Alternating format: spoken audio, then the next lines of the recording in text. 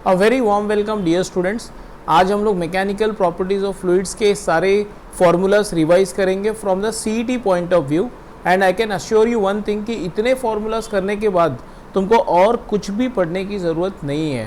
That means जो भी question CET के एग्ज़ाम में आएंगे वो इतने फार्मूलाज करने के बाद सब कवर हो जाएंगे। मतलब ये फार्मूलाज करने के बाद तुमको सीईटी के सारे प्रॉब्लम्स करने को हो जाएंगे। Okay, so let us start the formulas one by one. सबसे पहला फॉर्मूला है सरफेस टेंशन का, right. Surface tension T is equal to F by L. हम सब जानते हैं surface tension T is equal to F by L. अब इसमें बच्चों को क्या सीखना है, देखो इसमें सीखना ये होता है कि L कैसे निकाला जाता है। L को बोलते हैं length of line of contact. तो याद रखना है L को कहते हैं, L is called as length of line of contact. Length of line of contact. तो जो भी एक्सपर्टीज़ लगेगी ना इसमें वो length of line of contact निकालने में लगेगी, और ये तुमको निकालने को आना चाहिए। और वो लोग हमेशा क्या करेंगे, सरफेस टेंशन देंगे और फोर्स पूछेंगे। What is the force required to remove a ring from the surface of water, और what is the force required to remove a needle from the surface of water. कुछ इस तरह के questions exam में आते हैं। तो T तो दिया होगा हमेशा, और F तुमको ढूंढना होगा, और L तुमको निकालने आना चाहिए। जैसे कि फॉर एग्जांपल ये पहला डायग्राम देखो। पहले डायग्राम में क्या बनाया हुआ है, पहले डायग्राम में ये एक नीडल है। तो याद रखना ये एक नीडल है, नीडल। ओके, अब नीडल को अगर पानी के ऊपर रखोगे ना तो कांटेक्ट इस तरफ भी होगा पानी के साथ में, इस तरफ, और कांटेक्ट उस तरफ भी होगा। तो इसका length of line of contact क्या होगा, लेंथ ऑफ द नीडल एक साइड में plus length of the needle दूसरे साइड में। In other words total length of line of contact होगा 2L, जो मैंने यहाँ पे लिखा हुआ है, राइट। सिमिलरली अगर एक पतला रिंग है, पतला रिंग मतलब उसका इनर रेडियस आउटर रेडियस दोनों R होगा। अगर एक पतला रिंग है पानी के सरफेस पे रखा हुआ है तो वहाँ पे पानी का कांटेक्ट अंदर की तरफ भी होगा और बाहर की तरफ भी होगा। तो length of line of contact will be equal to 2 times 2 pi r, 2 pi r plus 2 pi r, 2 times 2 pi r. Similarly अगर कोई रिंग है लेकिन जाड़ा है, जाड़ा मतलब उसका अंदर का रेडियस समझ लो R1 होगा, R1, ओके, और उसका आउटर रेडियस R2। तो इसमें क्या होगा, length of line of contact कैसे निकालेंगे, अंदर वाला सरकमफरेंस 2 पाई R1 प्लस बाहर वाला सरकमफरेंस 2 पाई R2। तो length of line of contact होगा 2 पाई R1 प्लस 2 पाई R2। अगर कोई डिस्क हो, डिस्क, ओके, अगर डिस्क होगा तो क्या करेंगे, डिस्क में पानी का कांटेक्ट सिर्फ बाहर वाले बाउंड्री पे होगा, राइट, बाहर वाले बाउंड्री पे, जैसा तुम इस डायग्राम में देख सकते हो। तो यहाँ पे लेंथ ऑफ कांटेक्ट कैसे निकालते हैं, सिर्फ 2 पाई आर। ओके, तो अगर एक रिंग है, पतला रिंग है तो 2 इंटू 2 पाई आर, जाड़ा रिंग है तो 2 पाई R1 अंदर वाला कांटेक्ट पानी के साथ प्लस बाहर वाला कांटेक्ट। सो इस तरह से length of line of contact निकालते हैं। और मैंने बहुत सारे अलग अलग शेप्स के लिए length of line of contact पहले से ही लिख दिए फॉर्मूला में। जैसे कि नीडल के लिए देखो 2L है, थिन रिंग के लिए 2 इंटू 2 पाई आर है, थिक रिंग के लिए क्या होगा 2 पाई R1 प्लस 2 पाई R2, रेक्टेंगुलर फ्रेम के लिए 2 times 2L plus B। Okay, frame मतलब खाली होते हैं अंदर से, राइट। लेकिन अगर वही रेक्टेंगुलर ब्लॉक होगा तो length of line of contact is 2 into length plus breadth. और डिस्क का तो मैंने ऑलरेडी बताया, length is equal to 2 pi r, ठीक है। अगला फॉर्मूला देखो, सरफेस टेंशन का और एक फॉर्मूला होता है T। सरफेस टेंशन के 3 फॉर्मूला, एक तो T equal to F by L, एक T equal to DW by DA, और एक T equal to HR rho g upon 2 cos theta, right. तो यहाँ पे अगर ध्यान से देखो तो यहाँ से पता चलता है कि यूनिट है सरफेस टेंशन का न्यूटन पर मीटर, लेकिन यहाँ से पता चलता है कि और एक यूनिट है वर्क का जूल होता है और एरिया का मीटर स्क्वायर। तो याद रखना सरफेस टेंशन के 2 यूनिट हो सकते हैं, एक तो न्यूटन पर मीटर और एक जूल पर मीटर स्क्वायर। तो T equal to DW by DA, DW मतलब change in the surface energy या वर्क डन, और DA क्या होता है, change in the surface area. Okay, अब ऑफकोर्स इसको क्रॉस मल्टीप्लाई करोगे तो ऐसे भी लिख सकते हैं DW is equal to TDA। मतलब अगर तुमको सरफेस एरिया चेंज करना है तो तुम्हें वर्क डन करना पड़ेगा, सरफेस एरिया बढ़ाना है तो वर्क डन करना पड़ेगा, और अगर सरफेस एरिया घटेगा ऑफकोर्स तो वर्क डन नेगेटिव, मतलब एनर्जी रिलीज होगा, राइट।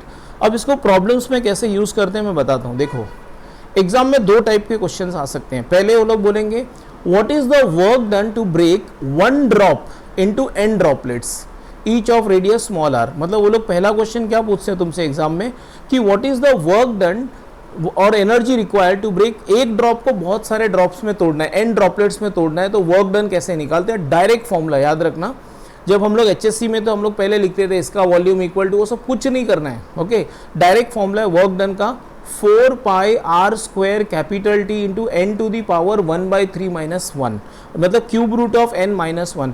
अब जानबूझ के तुमको n की वैल्यू या तो 8 दी जाएगी, या तो 27 दी जाएगी, या तो 64 दी जाएगी, या तो मिलियन दी जाएगी, ऐसे कुछ दी जाएगी, right.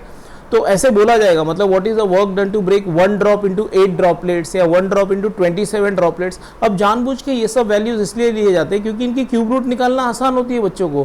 Cube root of 8 is 2, cube root of 27 is 3, बराबर है। Similarly cube root of 64 is 4, cube root of 10 power 6 is 10 power 2। तो याद रखना, मतलब हमेशा क्वेश्चन में ऐसे ही बोलेंगे, तुमको बड़े वाले ड्रॉप का रेडियस दिया जाएगा और बोलेंगे कि इस बड़े वाले ड्रॉप को मिलियन ड्रॉप्स में तोड़ना है या 27 ड्रॉपलेट्स में तोड़ना है, तो वर्क डन या एनर्जी रिक्वायर्ड कितनी है। तो डायरेक्ट ये फॉर्मूला यूज कर लेना, तुम्हारा काम हो जाएगा इससे, डायरेक्ट फॉर्मूला, ओके। अच्छा, उल्टा भी आ सकता है क्वेश्चन, ऐसा भी बोल सकते हैं, what is the energy released. जब बहुत सारे ड्रॉप्स मिलके एक ड्रॉप में कन्वर्ट होंगे ना, तो एनर्जी रिलीज होगी। तो ऐसा भी क्वेश्चन पूछा जा सकता है कि what is the energy released when n drops combine to form a single drop. तो देखो एनर्जी रिलीज कैसे निकालोगे, ध्यान से सुनना। 4 pi r square T into bracket n - n⁻²/3, direct ये फॉर्मूला यूज कर लेना, इससे आंसर हो जाएगा, राइट। देखो जब हमेशा क्या होता है मैं तुमको बताता हूँ, जब एक ड्रॉप बहुत ड्रॉपलेट्स में टूटते हैं ना, तो लोग बड़े वाले ड्रॉप का रेडियस देते हैं। तो मैंने ये फॉर्मूला तुमको बड़े वाले रेडियस के फॉर्म में दिया है, राइट, कैपिटल आर। जब बहुत सारे ड्रॉपलेट्स मर्ज होकर एक सिंगल ड्रॉप बनाएंगे ना, तो वो लोग तुमको छोटे वाले ड्रॉप्स का रेडियस देंगे। तो देखो ये वाला फॉर्मूला छोटे वाले रेडियस के ड्रॉप के रेडियस के फॉर्मेट में है। अच्छा, ये भी याद रखना छोटी सी बात, जब बहुत सारे ड्रॉप्स मिलके एक ड्रॉप बनाएंगे या एक बड़ा ड्रॉप टूट के बहुत सारे ड्रॉप्स बनते हैं, तो ये रिलेशन याद रखना, बड़े वाले ड्रॉप का radius is equal to n to the power 1/3 times radius of the small drop. ये बात याद रखना कि अगर एक ड्रॉप, बड़ा ड्रॉप बहुत सारे छोटे ड्रॉपलेट्स में टूटे या छोटे ड्रॉपलेट्स मर्ज होकर सिंगल ड्रॉप बनेंगे, तो बड़े वाले ड्रॉप का radius will be equal to n to the power 1/3 या cube root of n into छोटा r। और अगर सरफेस एनर्जी, देखो ये dW जो फॉर्मूला था ना, dW मतलब क्या होता है, चेंज इन सरफेस एनर्जी या वर्क डन। लेकिन अगर खाली सरफेस एनर्जी पूछा है ना, तो surface tension into area, surface tension into area. जैसे तुमने dW को TDA लिखा है कि नहीं, तो यहाँ पे क्या लिखना, W या एनर्जी को क्या लिखने का, सिर्फ TA लिखने का। तो देखना क्वेश्चन में सरफेस एनर्जी पूछा है कि चेंज इन सरफेस एनर्जी पूछा है, राइट। ठीक है, आगे बढ़ते हैं स्टूडेंट्स। ये कुछ डायग्राम्स बना रहा हूँ मैं, देखो। अब एंगल ऑफ कांटेक्ट की तरफ आते हैं, ठीक है। एंगल ऑफ कांटेक्ट देखते हैं। सी, ये डायग्राम में एंगल ऑफ कांटेक्ट की वैल्यू 0 है, लिख देता हूँ सब जगह पे। सॉरी, यहाँ पे एंगल ऑफ कांटेक्ट 90 है, सॉरी, ये फर्स्ट डायग्राम में 90 है, सेकेंड डायग्राम में एक्यूट है, थर्ड डायग्राम में ऑब्ट्यूज है, और फोर्थ डायग्राम में एंगल ऑफ कांटेक्ट 0 है, जहाँ पे लिक्विड का सरफेस ऑलमोस्ट पैरेलल हो जाता है वॉल को। कंडीशंस याद रखना, अगर एंगल ऑफ कांटेक्ट 90 है तो कंडीशन होगा resultant of cohesive force will be square root of 2 times resultant of adhesive force. अगर एक्यूट होगा तो resultant of cohesive force will be less than √2 RA। ये हम थ्योरी में पढ़ चुके हैं। अब वो क्या पढ़े थे वो छोड़ दो, तुमको अब सिर्फ फॉर्मूलाज याद रखने हैं, रिजल्ट्स याद रखने हैं, ओके। एंट्रेंस में कोई भी डेरिवेशन याद रखने की ज़रूरत नहीं होती, ना कोई डिस्कशन याद रखने की ज़रूरत होती है। सिमिलरली अगर एंगल ऑफ कांटेक्ट ऑब्ट्यूज है, 90 से ज़्यादा है, तो RC will be greater than √2 RA, right. RC will be greater than √2 RA। Resultant of cohesive will be greater than √2 times of resultant of adhesive. और अगर एंगल ऑफ कांटेक्ट 0 है तो याद रखना resultant of adhesive force is 0। इसका example बता देता हूँ मैं, जैसे कि सिल्वर वेसल में प्योर वाटर रखा है, तो अगर तुम सिल्वर के वेसल में प्योर वाटर रखोगे ना, तो एंगल ऑफ कांटेक्ट 90 होगा, प्योर वाटर। एक्यूट तो बहुत सारा एग्जांपल है ना, kerosene in glass, kerosene and glass. एक एग्जांपल तो याद रखना, ऑब्ट्यूज में मर्क्यूरी इन ग्लास, मर्क्यूरी को ग्लास में रखोगे तो ऑब्ट्यूज। और ये एकदम pure water in glass, pure water in glass. Pure water मतलब डिस्टिल्ड वाटर,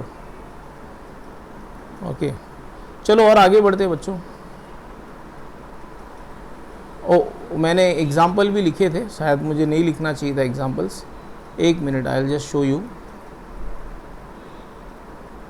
हाँ, ये देखो, water in silver beaker, kerosene in glass beaker, मैंने एग्जाम्पल्स भी लिखे थे सब पहले से ही। मर्क्यूरी इन ग्लास बीकर, और यहाँ पे मैंने एग्जांपल है pure water in glass beaker. तो ये सारे एंगल ऑफ कांटेक्ट के वैल्यूज, एक्यूट ऑब्ट्यूज के एक एक एग्जांपल भी याद रखना। और आगे बढ़ते हैं। अगर कोई प्लेट है, तुमने देखा होगा अपने घर पे, अगर ग्लास के अंदर एक ग्लास और डाल दिया जाए और अगर बीच में पानी हो दोनों के, तो ग्लास को सेपरेट, दोनों ग्लास को सेपरेट करना बहुत मुश्किल हो जाता है। तो ऐसा एक फॉर्मूला डायरेक्टली याद रखना। अब ये कहीं बुक में दिया हुआ नहीं है, बट मैं तुम लोग को ये फॉर्मूला, कुछ तो एक्स्ट्रा पढ़ोगे कि नहीं सीईटी के लिए, ओके, थोड़ा सा एक्स्ट्रा पढ़ के जाना, ओके। अगर ये एग्जाम आ गया तो, एग्जाम में आ गया तो फिर क्या करोगे तुम, और आ सकता है एग्जाम में, इसलिए मैं पढ़ा रहा हूँ। मुझे जो भी लगता है एग्जाम में आने की पॉसिबिलिटी है, मैं वो तुमको पढ़ा रहा हूँ। मतलब इतना पढ़ने के बाद कोई भी क्वेश्चन आए तुमको हैंडल करने आना चाहिए, इसलिए मैंने कुछ चीज़ ऐसा एक्स्ट्रा भी डाल दिया है इसमें। जैसे कि ऐसा अगर क्वेश्चन आया, force required to separate two plates between which liquid layer of thickness t trapped is given as. मतलब देखो, दो प्लेट है और दो प्लेट के बीच में ना लिक्विड ट्रैप्ड है, मतलब लिक्विड फंसा हुआ है बीच में, लिक्विड का लेयर है, ओके। और तो ऑफकोर्स ये दोनों प्लेट को अलग करने के लिए तुमको ताकत लगाना पड़ेगा, फोर्स लगाना पड़ेगा, और उस फोर्स का फॉर्मूला है F is equal to 2AT/T। A मतलब area of the plate, T मतलब सरफेस टेंशन, और स्मॉल t मतलब thickness of the film liquid which is trapped, okay. फिर rise of the liquid between two parallel plates. अगर दो parallel plate है ऐसे और उनके बीच में लिक्विड है ना, तो लिक्विड राइज होता है, लिक्विड राइज होता है। जैसे कैपिलरी ट्यूब में राइज होता है, वैसे दो प्लेट के बीच में लिक्विड होगा अगर, तो वो भी राइज होता है। उसका फॉर्मूला देखो क्या है राइज का, 2t cos theta by xdg, 2t cos theta by xdg। T मतलब सरफेस टेंशन, x मतलब distance between the plates, x मतलब distance between the plates, d मतलब डेंसिटी ऑफ द लिक्विड, और g मतलब एक्सेलरेशन ड्यू टू ग्रेविटी। अब देखना CET के exam में ना वो लोग हमेशा तुमको वाटर ही देंगे, लिक्विड वाटर देंगे, प्योर वाटर देंगे, मतलब थीटा 0 ले लेना, राइट। अगर जेई अनलेस इट इज, देखो नीट का भी अगर पेपर दोगे तो उसमें भी थीटा 0 ही होगा। सिर्फ जेई मेन में ना ऐसा पॉसिबल है कि वो लोग थीटा जानबूझ के कुछ वैल्यू देंगे तुमको, बट ये टाइप का क्वेश्चन अगर एग्जाम में आएगा ना तो पक्का है कि तुम्हारा प्योर वाटर होगा, तो कॉस थीटा 1 हो जाएगा, ओके। आगे बढ़ते हैं, फिर थोड़ा विस्कस फोर्स वगैरह देखते हैं। See what is the formula for viscous force, viscous force is equal to eta A dv by dx। ये तो हमारे बुक में है, तुम लोग सबको पता होगा। dv बाई dx को वेलोसिटी ग्रेडियंट भी बोलते हैं, ओके। कभी कभी लॉटरी भी लग सकती है और वो लोग, ऐसा पॉसिबल है तुमसे सिर्फ वेलोसिटी ग्रेडियंट ही पूछ ले, तो dv by dx change in velocity upon distance between the layers. By Stokes law force on a spherical body is F is equal to 6 pi eta RV, ये हम जानते हैं, राइट। अच्छा, टर्मिनल वेलोसिटी का formula है V is equal to 2/9 r² rho minus sigma into g by eta. Terms के meaning मैंने नीचे लिख दिए हैं। रेनॉल्ड्स नंबर का फॉर्मूला याद रखना, VC रो डी अपॉन ईटा। VC मतलब क्रिटिकल वेलोसिटी, रो मतलब density of the liquid, D मतलब डायमीटर ऑफ द पाइप, ईटा मतलब कोएफिशिएंट ऑफ विस्कोसिटी।